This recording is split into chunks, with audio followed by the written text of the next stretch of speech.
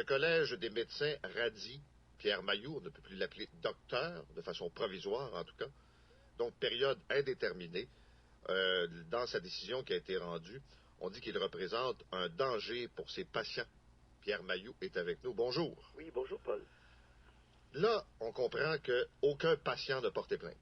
Exact. Et que... Il n'y a aucun patient qui ne va pas bien.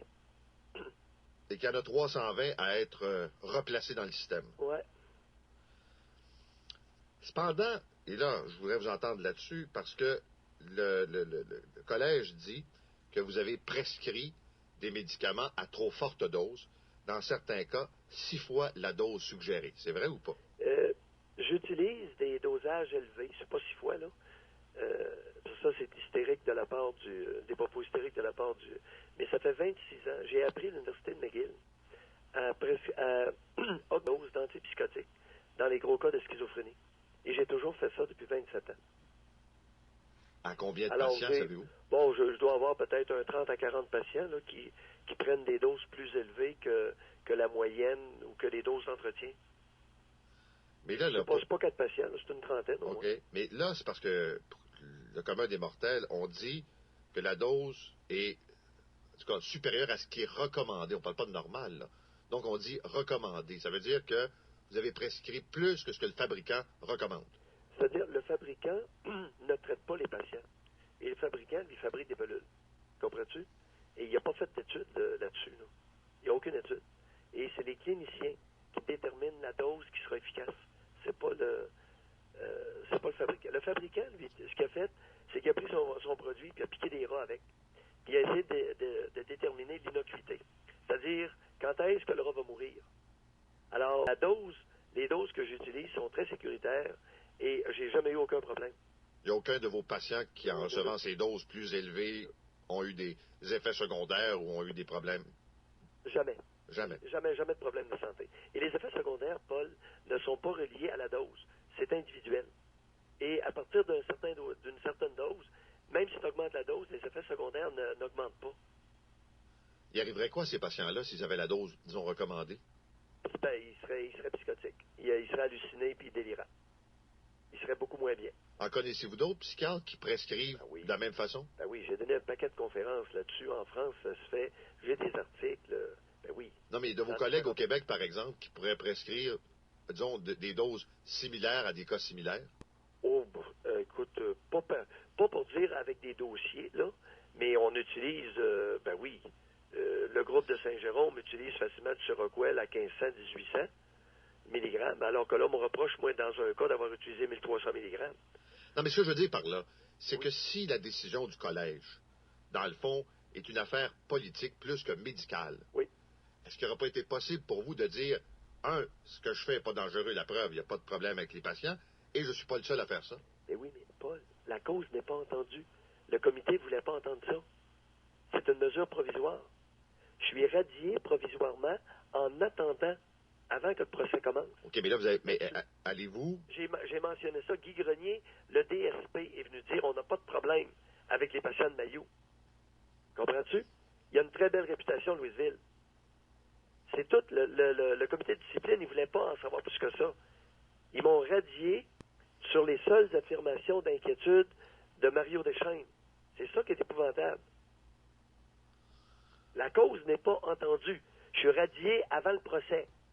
Et le procès a lieu quand? Ah, je ne sais pas. Il n'y a pas de date de fixée. C'est pour ça que c'est indéterminé. Oui. Alors, ça peut... Et je suis radié jusqu'à temps qu'une décision soit rendue par le comité de discipline qui va avoir entendu la cause. OK. 2, 3 questions. La première... Alors, ça pourrait être dans 6 mois, dans 2 mois, dans 1 an, 1 an et demi. Ça va dépendre de combien de temps va durer le procès. OK. La première question, là, c'est des recours, pas de recours. Ça veut dire que vous n'avez pas le droit de traiter personne, vous n'avez pas le droit de... Ça. Exact. Et là, le seul recours que j'ai, c'est d'en appeler de cette décision que je trouve extrêmement injuste. C'est épouvantable, ça, dans une démocratie. La mesure d'exception qu'ils ont utilisée contre moi, le seul recours que j'ai, c'est dans le tribunal des professions. Deuxième question. De façon peut-être informelle, est-ce que le Collège des médecins vous a laissé entendre ce qui serait acceptable à leurs yeux? Autrement dit, ce qu'ils vous ont dit, écoute, Mailloux, là, va changer un peu le ton de ton discours, tu vas ajuster ton vocabulaire, tu vas ressembler à un docteur, puis on va laisser tomber. Pas du tout.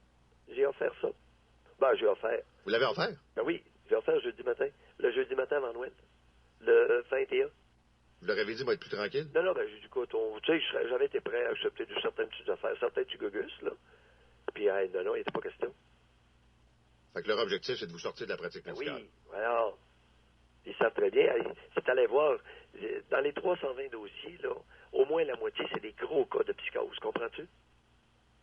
Alors, si j'arrête de leur donner leurs médicaments, puis que je donne des doses là, beaucoup moins élevées, ce sera même pas drôle pour les familles. La schizophrénie, on rit pas avec ça, là. C'est une méchante maladie. Alors, cette radiation-là est un coup vache pour le traitement de la schizophrénie au Québec. Ça va avoir des grosses répercussions. Qui va ramasser ces patients-là, là? Ah, aucune idée. Aucune idée. On est en région de pénurie. OK, mais avant de prendre une décision comme celle-là, le collège ne se demande pas où vont aller les patients, vers qui on va les Mario diriger. Deschênes a un document écrit de Yves Labirante. Ça, c'est qui Mario Deschênes, ça? Mario Deschênes, c'est le syndic. OK. C'est le grand Mario. Tu connais pas le grand Mario? Je voulais vous le faire préciser. Ben oui, le grand Mario Deschênes, c'est le syndic qui me poursuit depuis des années, depuis 1999. C'est lui qui pilote tout ça. C'est un grand homme que je considère extrêmement dangereux pour une société. Donc, on ne sait pas trop où ces patients-là vont être dirigés.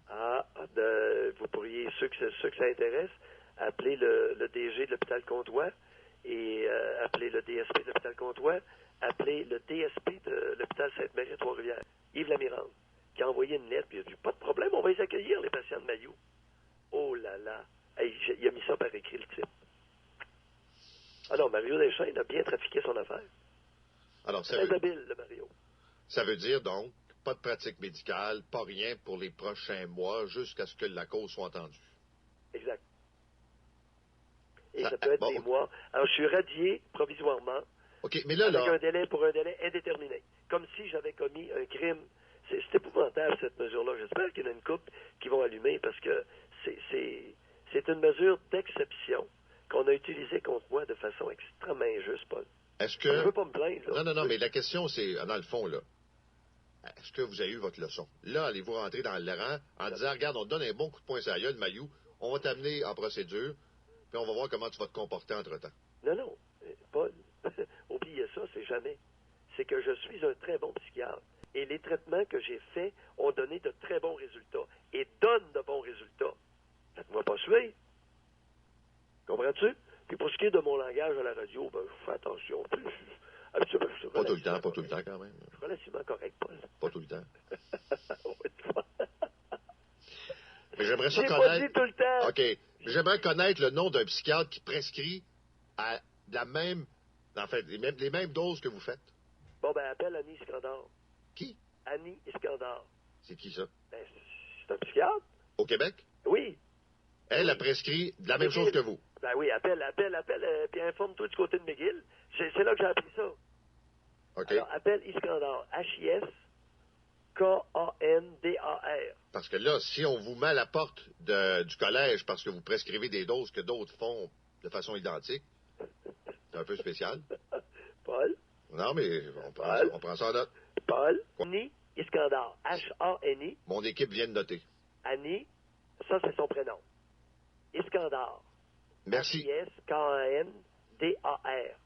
C'est un psychiatre senior à McGill. À McGill, il est au Douglas. Parfait. Merci, Doc. Bye, Paul. Pardon, Doc. Citoyen Mayou. Citoyen. Exact. C'était le citoyen Pierre Mayou, 8h30. Bye. C'est l'heure du résumé, Marc.